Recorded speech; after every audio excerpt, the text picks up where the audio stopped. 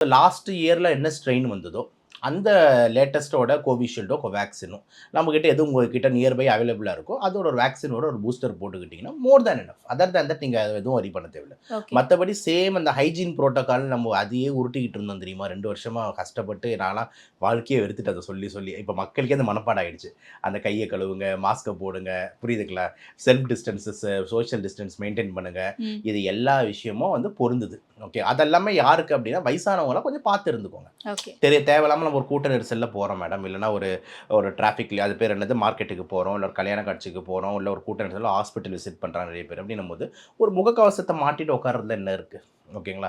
So அந்த மாதிரி ஒரு ப்ரொடெக்ஷன் வந்துட்டு அவங்க பண்ணிக்கலாம், அவ்வளோதானே தவிர மற்றபடி வீட்டுக்கு போனோன்னு ஒரு கையை கழுவிட்டு வேலையை பார்க்கலாம். ரொம்ப சிம்பிள். ஒரு கூட்ட நெரிசலில் ஒரு முகக்கவசம் எவ்வாறு கையை கழுவிக்கிறது, இவ்வளோ தான் நம்ம மெயினாக பண்ண வேண்டியது இருக்குது.